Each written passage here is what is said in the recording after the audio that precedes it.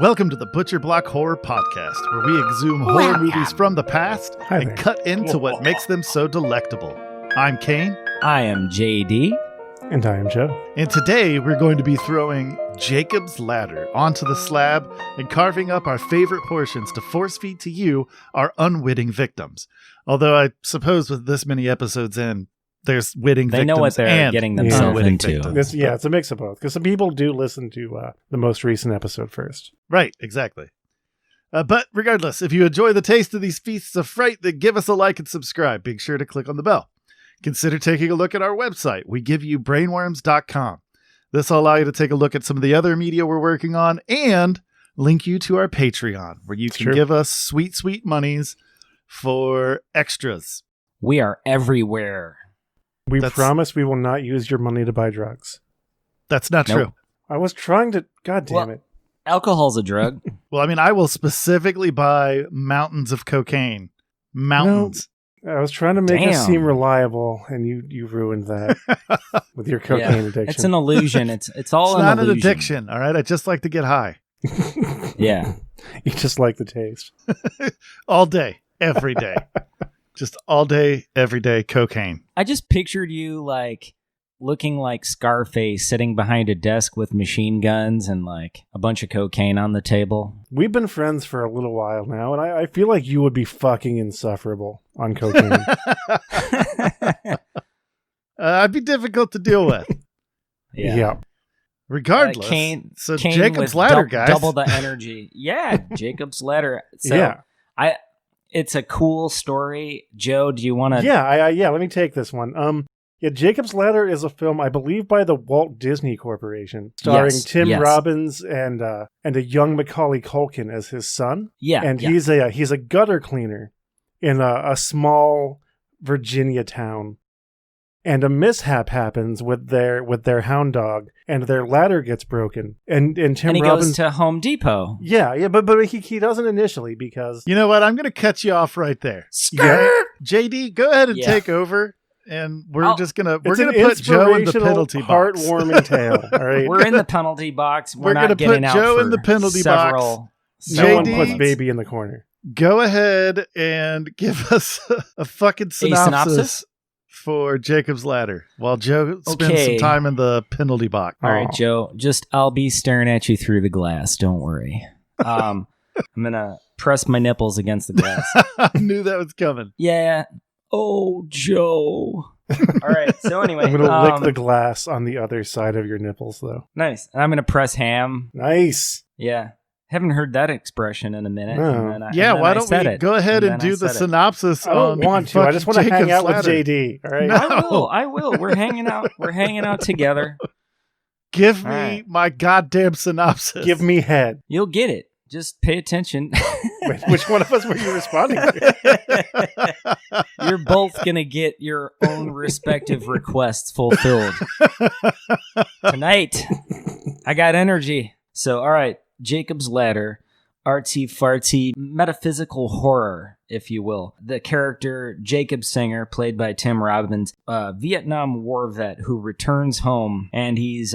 struggling to maintain his sanity. He's suffering hallucinations, flashbacks, just all sorts of shit. We basically watch him rapidly decline as the world and the people in his life sort of morph and distort in hellish ways. His friends, lovers attempt to help, but to no avail. He's fucked, and he descends into madness, and that's pretty much... Yeah. He's basically living through 2020. Ugh. And then he walks up the stairway to heaven with Macaulay Culkin, and it's all...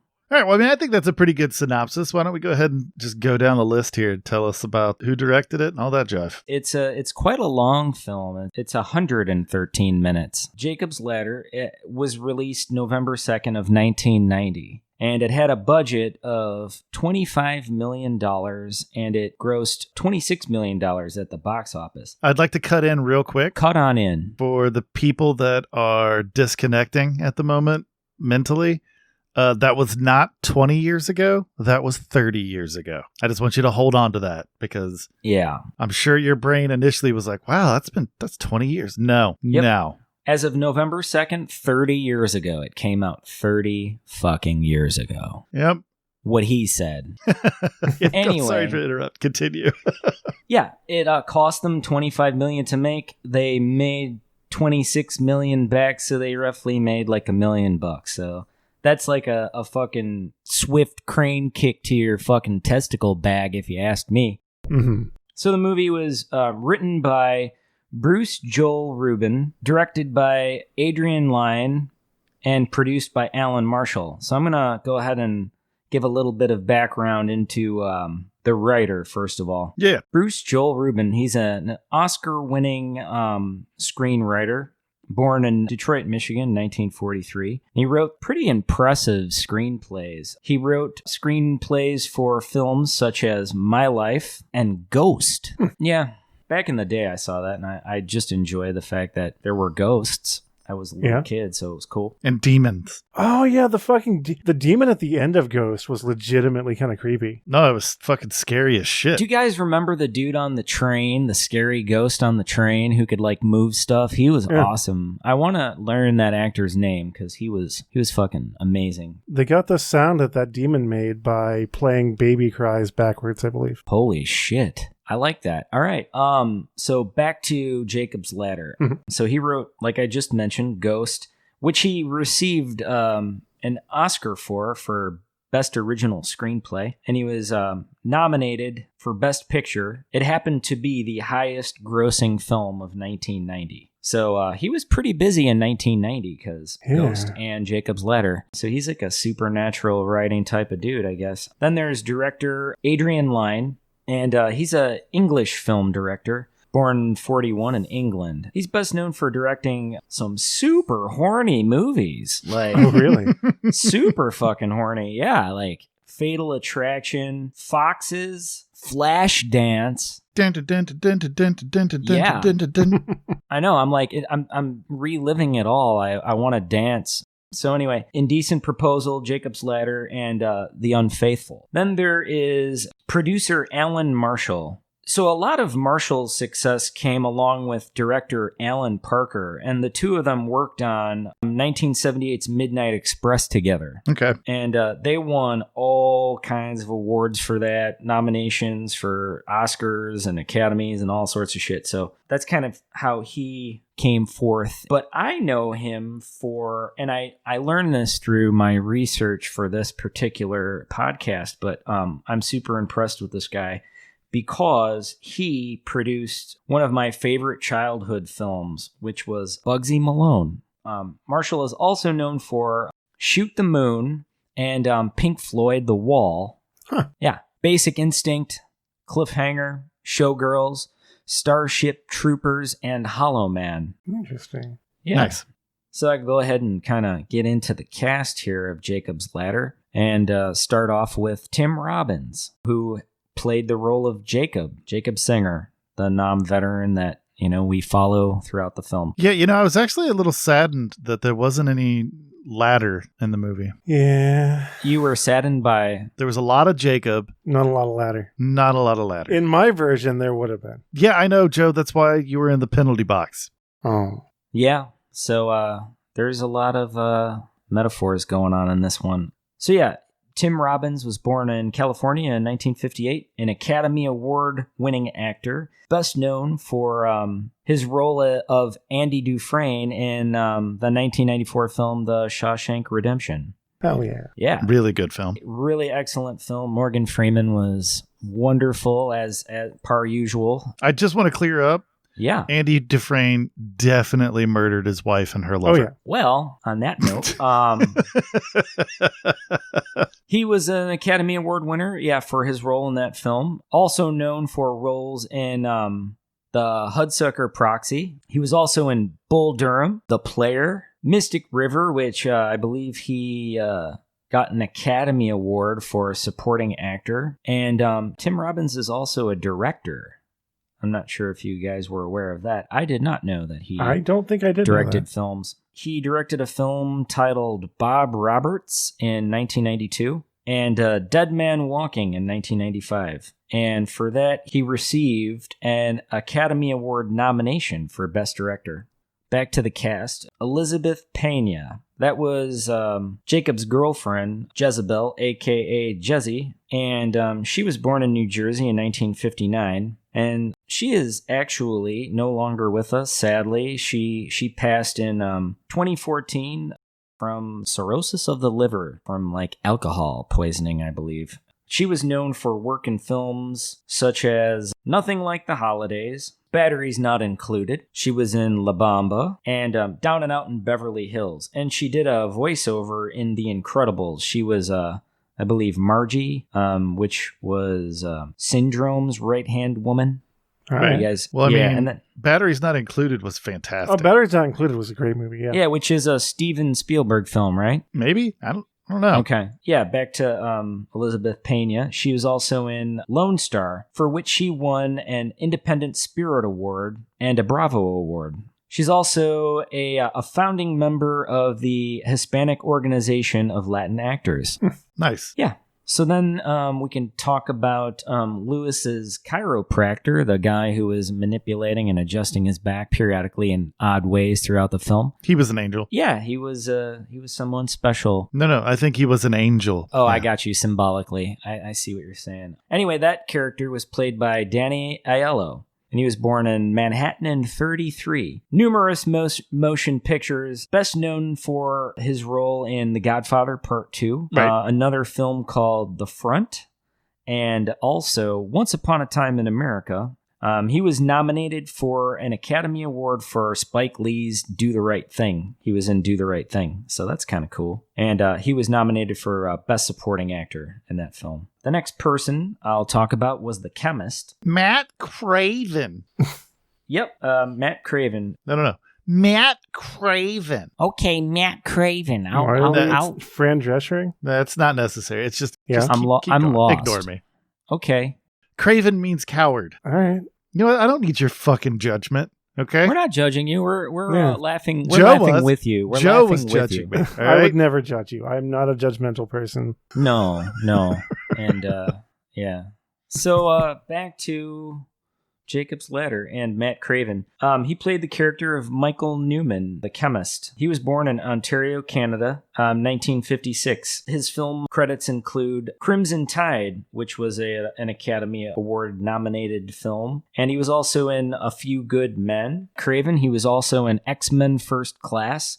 He was in Public Enemies. That was a gangster movie with Johnny Depp about, I think it was John Dillinger. Who got moited in Chicago. He did. He was shot in the alley alongside the Biograph Theater, which I visited many times. It used to be across the street from a Buffalo Wild Wings on Lincoln when I used to eat meat. And yeah. So Craven was also in Disturbia and The Life of David Gale. His first film ever was actually the movie Meatballs, opposite of Bill Murray. That was a decent comedy, if you guys remember. I don't remember. I like it. Bill Murray. I haven't seen that movie, though. I've seen it. It was just so long ago. It came out a million years ago, but it was like, along the lines of like Porky's and Revenge of the Nerds. It was just kind of like 14-year-old boy humor. Basically, it was Right. highly sexually charged, Mm-hmm. Much like this podcast. Most definitely. glorifying the boys will be boys. Sure. But yeah, that kind of helped to launch Craven's career. So the next person I can talk about has a very interesting first name. It happens to be a French name. It's Pruitt Taylor Vince. And he played the character of Paul, who was a fellow vet. Pruitt was born in Baton Rouge, Louisiana in 1960. He became known for his roles in Shy People, Nobody's Fool, and The Legend of 1900, who's also in Identity, Constantine, Gotti, and Bird Box. Mm-hmm. And yeah, Vince was actually supposed to be in the film Down by Law, directed by Jim Jarmusch. Are you familiar? Yeah, I like Jim Jarmusch. So anyway, he was in this movie in a bunch of scenes, and it was, set to be his debut film.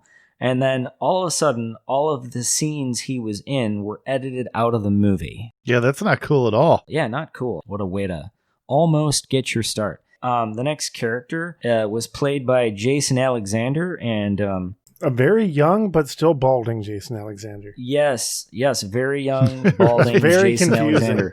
how young he looked, but how balding he was. Yeah. So he was the lawyer of Jacob Singer.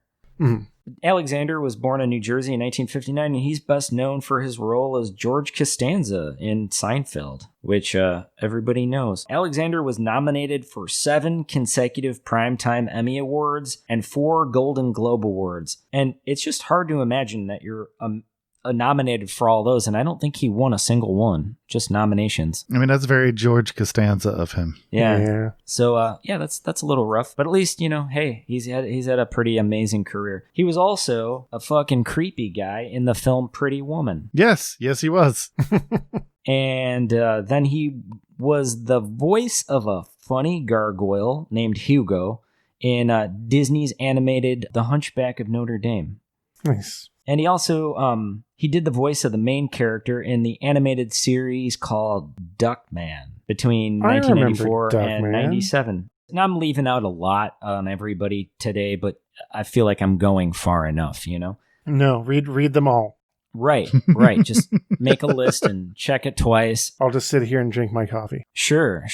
Fondly. So he made guest appearances in Curb Your Enthusiasm, which is a show that I appreciate. And he was also in Dream On, and he was nominated for a Primetime Emmy Award for that. So he's been nominated like a mofo, but ain't one shit.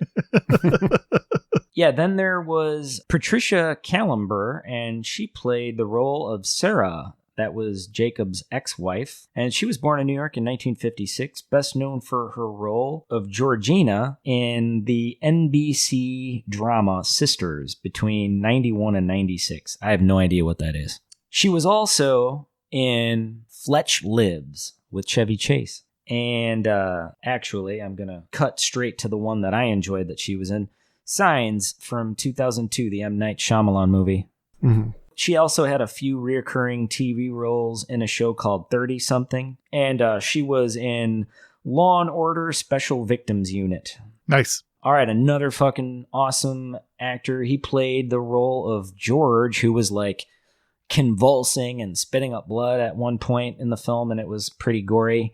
But he was a fellow Vietnam vet, and that was played by Ving Rhames. He was born in Harlem, New York in 1959, and he was best known for his role in the Mission Impossible film series as Luther Stickle. He was also in Pulp Fiction. He was Marcellus Wallace, which is totally fucking awesome because Pulp Fiction was one of my all-time favorites.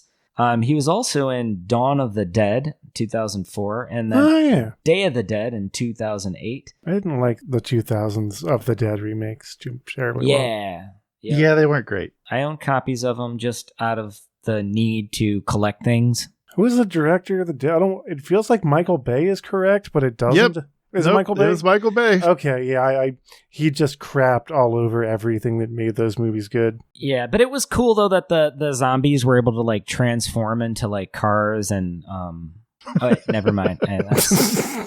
Sorry, I think I would have watched that.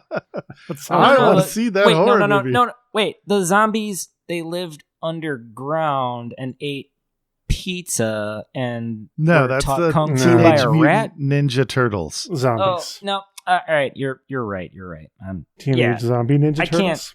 Yeah, you don't have Michael Bay direct zombie films. That doesn't feel right. I feel like they should stop letting Michael Bay direct. Yeah, and especially giving him like beloved properties. I feel like just stop doing it. It's his life to live, and I say, hey, enjoy it, but I just stay in my lane, which is horror films. I don't watch Michael Bay films. I try to, it's just too much. It's all right. So anyway, back to Jacob's Ladder. The character I'm going to talk about was Doug. He was played by Brian Tarantina. He was born in New York City, 1959. New York City. For our listeners who have no idea what Kaine and Joe are referring to, they're referring to a Pace salsa commercial from like the 90s, which Pace Picante. You weren't born yet, so don't worry about it. Well, how does the age group for our listeners skew? They're around our age. Are they? That's kind of what I figured, honestly. Like I was saying, everyone's going to know exactly what kind of hilarious references these guys make. They are funny fucking guys. Anyway, Brian Tarantino played Doug. He died in 2019 of a drug overdose. He almost fucking made it to 2020, and man, is he missing out. He dodged a bullet. Yep. Yeah. He's best known for his role in a show called One Life to Live. Is that a soap opera? Something. I don't know. Ironic title, though, being that he dropped from an OD. Actually, that's not really all that ironic. He only did live the one life, so. He had this one life that we know of. Everyone only lives one life. That's why the show was called One Life to Live, Kaine. I know. One life that we know of. Who knows what happens after all of this, which I'm foreshadowing right now because I have some heavy points to make based off of this film. This film was, it put me in a dark place, and I'm going to talk about that when it's my turn to... Dude, I was already in a dark place. Yeah. Yeah, everything hurts. Everything hurts right now. Everybody hurt. Including the three of us and all of you. Yeah. Yeah, Brian Tarantino. He was also in The Marvelous Mr. Mazel, or Mazel. The Marvelous Mrs. Maisel? Oh, yeah. Is that how you pronounce it? Yeah, it's on Amazon Video, I think. I don't know what it's about. It's a good show. Is it? I am I'll check it out. Completely and thoroughly unfamiliar with that. And he was also in Gilmore Girls. How cool is that? Is that cool? No. No, that's not cool at all. We're going to get Gilmore Girls fans in our comments giving us shit. Like, that show is amazing. I love the Gilmore Girls. Sorry, not assholes. Sorry. I mean, sorry, not sorry. For what the analytics on Spotify said, we don't have any Gilmore Girl fans listening. Yeah. Does Spotify tell you that specifically? Yeah. They're like, hey, Kaine, don't worry. All the people listening to this podcast are horror fans. No one gives a shit about the Gilmore Girls. The analytics are concise. They're I feel very like concise. there might be some overlap between Gilmore Girls fans and horror fans. Oh, because it's a horrible show? It's a horrible show? And horror? That's a stretch. That's a stretch. Wasn't Jared Padalecki in Gilmore Girls? And if Jared Padalecki was in Gilmore Girls... Who cares? Shut up. Let me finish. Okay. Yeah, if he was in Gilmore Girls, he's like some tall, hot guy, right? Oh, sure. Okay. He also was in the TV show Supernatural for like all 15 seasons. Oh, Jared Padalecki. Yeah, I know who that is. So Supernatural sounds cool. I love that show. That's like I never got into it. Two hot guys killing monsters. Dude, I could watch that all day. Nice. So, back to the cast of Jacob's Ladder. We can just do a Supernatural podcast if you want. Kaine. God help me. I'll watch it with you, and then we can talk about it and do an episode by episode. Then it's just only the two if you of paint my toenails while we're doing it. I don't have steady hands. You don't want me to do that. You guys could eat all the ice cream you can have an appetite for. I'll bring it by. It'd be really hard to mic that. Us eating ice cream, or you doing painting your toenails? Yeah. We need boom operators. I'm sorry, JD. I apologize for I'm not sorry. I'm not going to apologize don't be sorry. for talking about what I love. Okay, and I love Supernatural and having my friends paint my toenails. It's just the thing I'm into. I would totally do that for you if I had steadier hands. I don't need your fucking excuses, Joe. All right, I'll paint my own goddamn toenails. Well, fine, paint them yourself. I'll just hang out with you, and we'll eat the ice cream. Yeah. No, that would be. It sounds like a fun time. I just wake me up when it's over. Anyway, Anthony Alessandro played the role of Rod. If anyone remembers Rod, nope. I don't. No, if I knew what character that was, I'd probably be like, "Oh yeah, that guy." But I don't remember anyone being referred to as Rod. No idea. He was best known for being in Jacob's Ladder. So I mean, would you have a vacuum like fucking Tim Robbins acting in a movie? Right. Just sucking the attention into himself because he's amazing at acting. Yeah, Tim Robbins is definitely on my all-time list of favorite actors for sure. He's so good. He's good. And he was excellent in this film. So anyway, Alessandro was also in Goodfellas. And he had a real busy 1990. Me too. Jacob's Ladder came out, and so did Goodfellas. Macaulay Culkin has a busy 1990. Yeah, 90 was bumping, man. 1990 was bumping. Yeah, the movie industry It's unbelievable. was fucking doing work in the early 90s. Yeah, yep. It surely was. But he was in Goodfellas, and he was one of Henry Hill's crew in his 1960s mob. And then he was also in a film called Rescue Me in 2004. The next person I could mention was named Jerry in Jacob's Ladder, and he was played by Brent Henke, born in Boston in 1962. And he was in Silence of the Lambs as Officer Murray. He was also in the film Ed Wood, and he was in Falling Down, which I cannot enter a fast food establishment without thinking about Falling Down.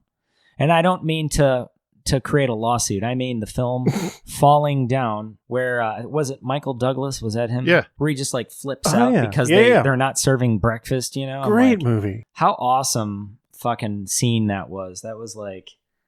I cannot go anywhere inside, like I said, in a fast food establishment without thinking about that. Right. And I rarely ever go into one, so that's a good thing. But it makes you feel kind of unstable because he really loses his shit during that movie. Such a good movie, though. Oh, yeah. Incredible film. Then there was Epatha Merkerson, who played the role of Elsa. Born in Michigan in 1952.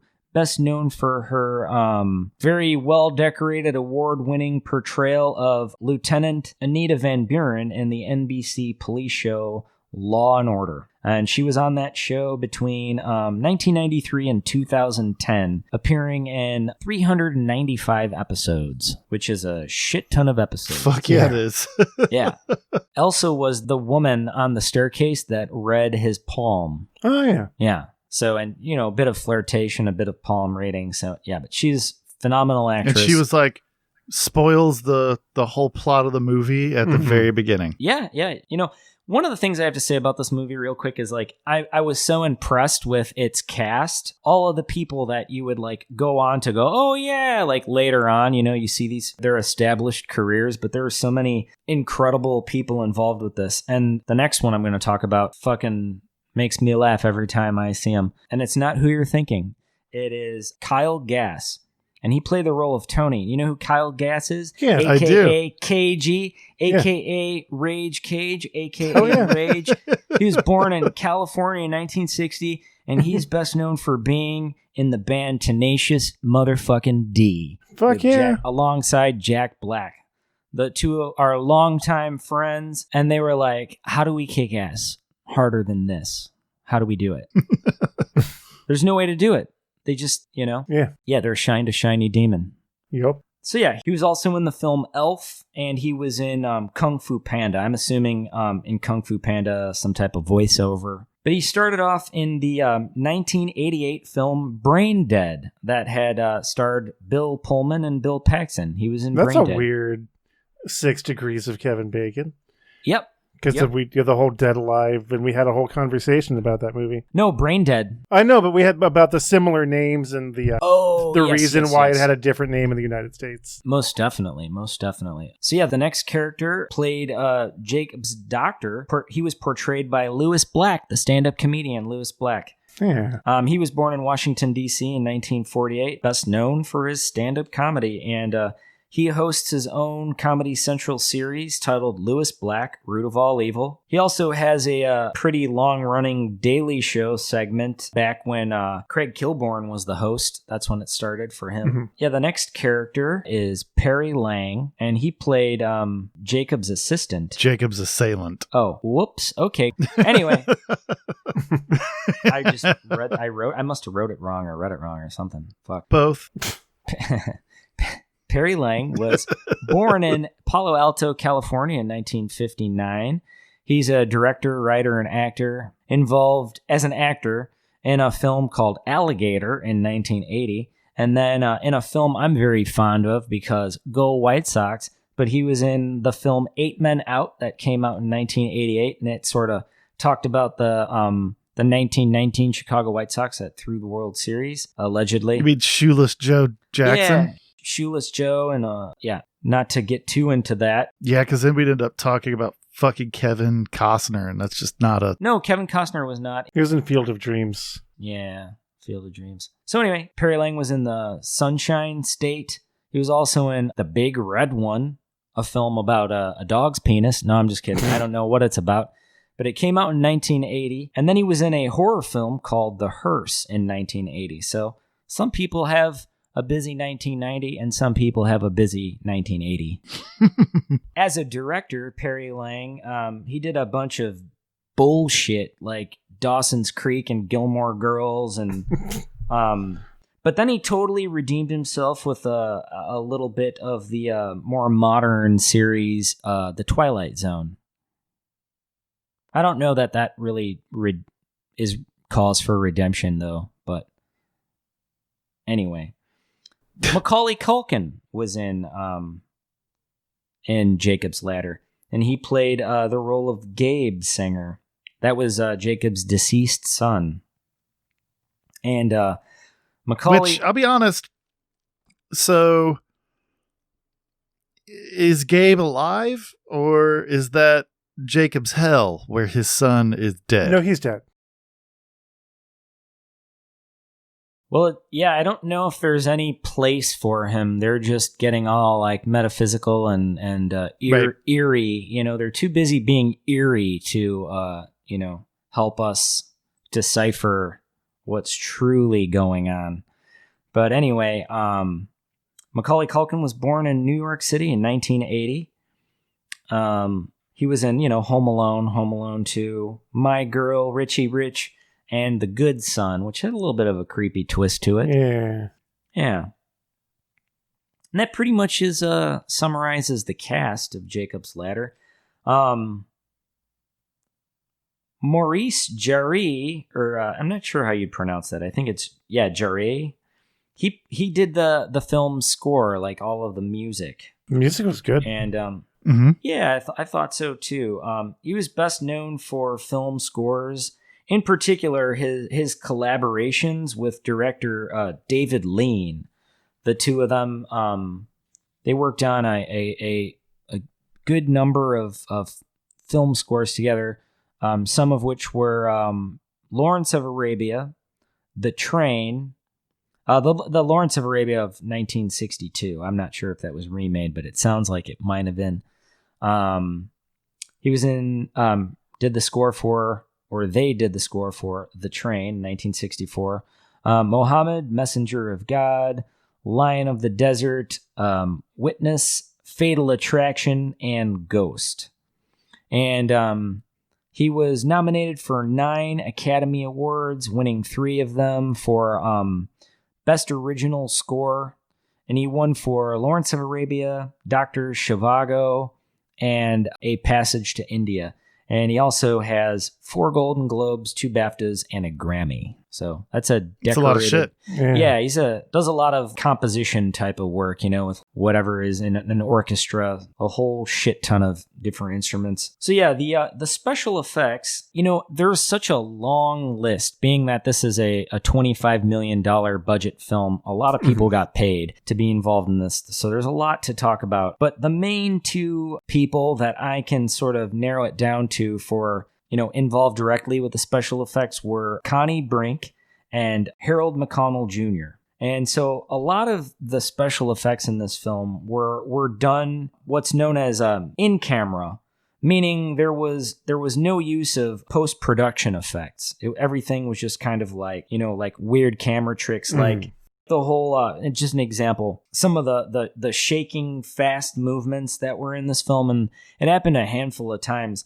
But all that they did was record someone shaking at a pretty normal rate, but they recorded it at like a slow or low frame rate. And then they just sort of played it back at a normal speed, and it creates this insanely like fast, blurred motion. And I thought that was kind of like a cool body horror effect in a sense, because it's like you're moving unnaturally, and it's just sort of like warpy and spooky. But yeah, when you play it back at normal rates, it looks insane, which is awesome. Yeah, that's pretty much the special effects team. There's all sorts of artists listed, but so many that if I start that list, we'll be hearing birds cawing in the morning. I don't know. It's take forever. Yeah. We don't need to deep dive that hard.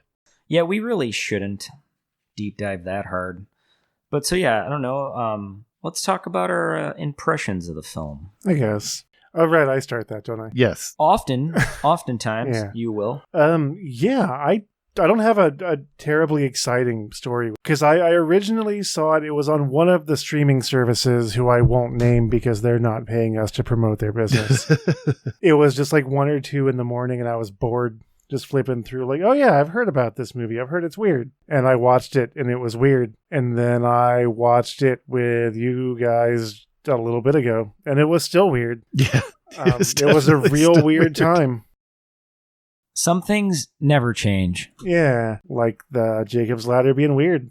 I feel like it's given a lot of credit, and I think it was one of the very early movies to do like an occurrence at Owl Creek Bridge kind of thing. Like, was he just dead the whole time? That's ambiguous. Yeah, I think that's the most interesting part of the film. And I have my opinion, and I'm pretty confident in it, but I would like to open the floor. And you said you wanted to kind of get into that on your go-round as well. Oh, absolutely. Well, that's why you should get into yours now. Right, that's fair.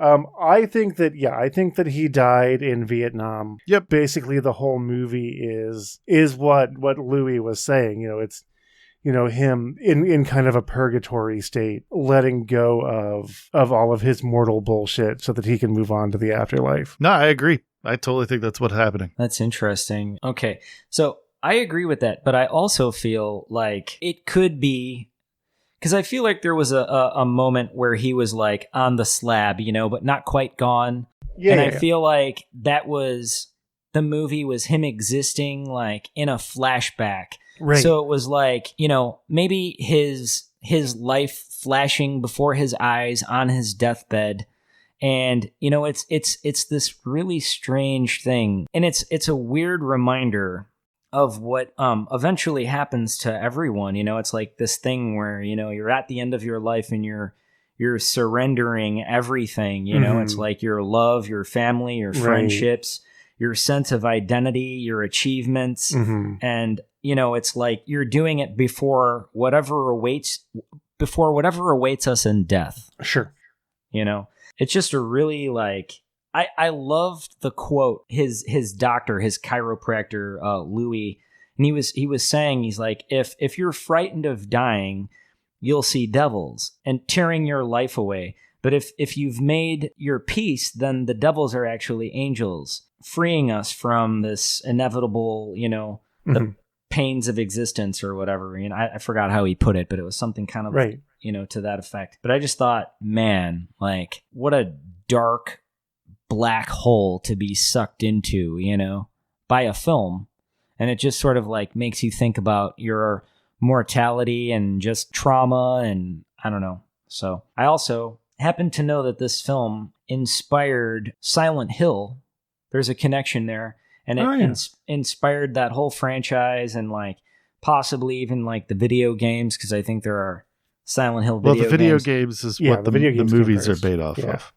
Okay, so yeah, I mean, just anything connected to Silent Hill would be in connection to Jacob's Ladder in some way, and there are other connections as well, but it's definitely it's like this weird stain on the subconscious of, horror in general. I think it's like the horror without being like tormented by supernatural entities. It's like the horror of our own, our own demise and just it's weird. And I'm going back to the word weird. I'm going to go ahead and agree and end my thoughts with the word weird. Sure. So Kaine, if you don't mind.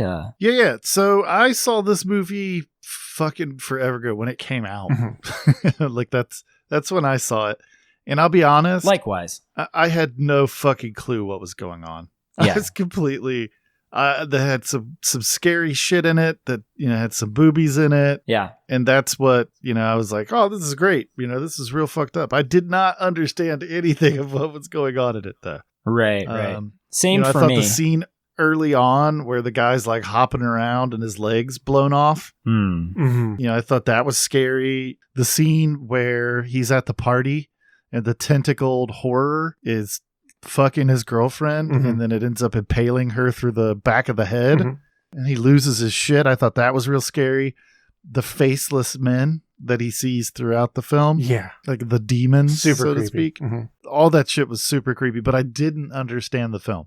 The first time watching it again since that time, way back in 1990, 30 years ago, was tonight. And I gotta say that my impressions from it were that he was having flashbacks to his life with his wife and children. Right. But then he was also having these weird trip outs, which I believe he worked in the same office as his girlfriend. Okay. And had fantasized about her and being involved with her romantically, but never intended to act on it. Right. And so it was a more delusional than anything. Yes. I think that he was delusional. You know, he's seeing all of these people that were a part of his life throughout his delusion. It's the Wizard of Oz, basically. You were there, and you were there, and you were there. Maybe. I don't know. I wouldn't want to categorize it like that, just because of the fact that they weren't really there. They were his delusions. Well, not just that. The people that he was seeing were the people that died with him. Right. Gotcha. Right. Like those people died with him. And I feel like the one guy that was played by Pruitt, his death, if you look at his face, he doesn't look startled. He doesn't look scared. Okay. When he looks at Jacob, he looks serene. Like if you went back and looked at that scene again, when his car is exploding, he doesn't look frightened. He doesn't look worried. It's like he just looks at him. Yeah. Yeah, and but he gets this peaceful look on his face. I don't know if that was intended, to be like, oh, well, he's done. Like he's let loose this mortal coil. Right. But no, I mean, overall, like having watched it now as an adult with the impressions that I had of it as a kid, it's a completely different movie. It's almost like an inappropriate addition to the Butcher Block archive because of the fact that it's more of a drama than it is a horror movie. It has like horrific elements to it. But it's really a dramatic film that is emotionally charged. Like, I was actively concerned when his fever was like 106. And like, I felt that my muscles tensed up when they dumped him into the bathtub with all the ice cubes and everything. Like, that fucked me up. But it wasn't the same kind of feeling that I get watching a Hereditary or Tale of Two Sisters or something like that. Sure. Because it was missing the supernatural element. Well, no, it's not that it was missing the supernatural element. Like, I don't need that element in horror. Right. It's just funny to me. Like, I enjoy this film a lot, and having remembered, like, I remember what my child's mind said this movie was. Sure. And this movie was like definitely like hardcore horror. But watching it as an adult, it's like a horror. Like, I've never heard like a horror drama. I don't know. I guess an example of that would be like very art house. Yeah, like the Haunting of Hill House. Yeah. The Haunting of Hill House is definitely a dramatic horror, and there's very few films like that. Sure. But I'm glad that we covered it, mostly because I'm glad I got to watch it again. Definitely. And I believe this would also conclude season 1 if we are is this episode 13? 13 episodes, per season. So this concludes season 1 of the Butcher Block Horror Podcast. Happy first season. Yay. Happy first season, gentlemen.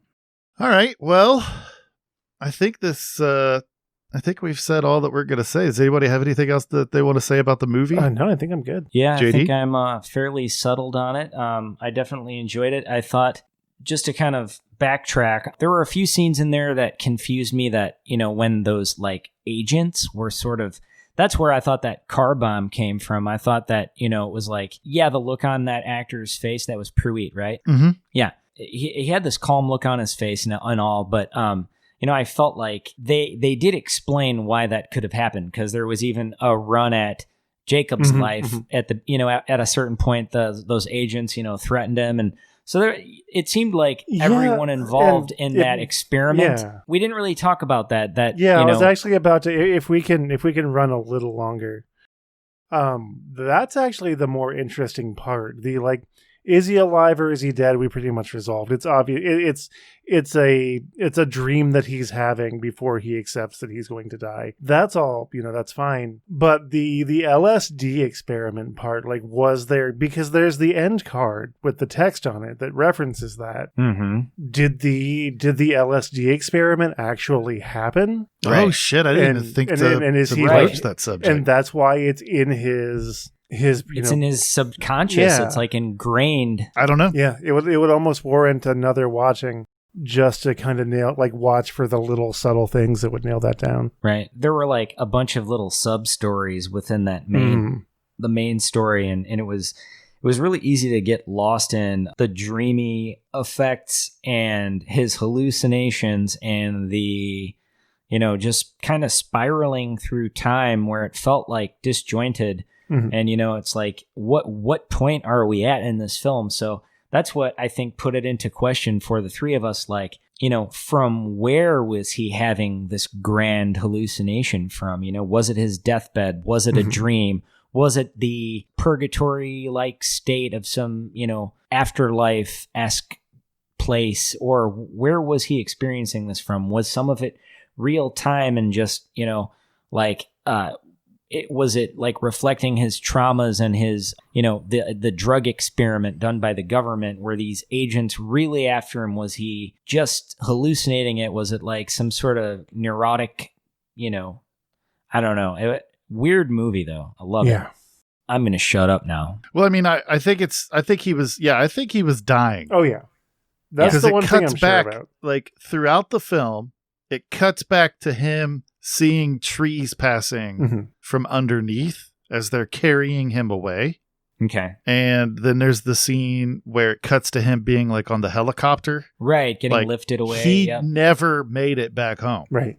He died in 1971. Mm-hmm. Okay, well that settles that. Yeah. What we're experiencing as the film is the director and the writer's interpretation of what him dying was for him mentally. Either this, you can take the supernatural, the actual Jacob's Ladder thing, or maybe it's the last neurons in his brain firing off. Right. But with a big old dose of DMT. Sure. Yep. But the finer points about did the LSD experiment happen, I think are interesting. And honestly, I think I'll, give that to the listeners. If you want to leave a comment, what do you think was really going on there? Yeah. Yeah, I would be curious to do some reading on that. Yeah. Yep. Well, you have sat through and listened to us go on about this movie. And on for and on.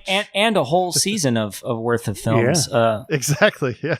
If you watch Jacob's Ladder, let us know what you think. Yeah. You can find us at wegiveyoubrainworms.com, and that'll actually give you access to pretty much all of the platforms you can listen to our podcasts on or go to our YouTube channel. We also have Brainworms podcast that deep dives into the fucking trash heap of literature. Yep. Give us money.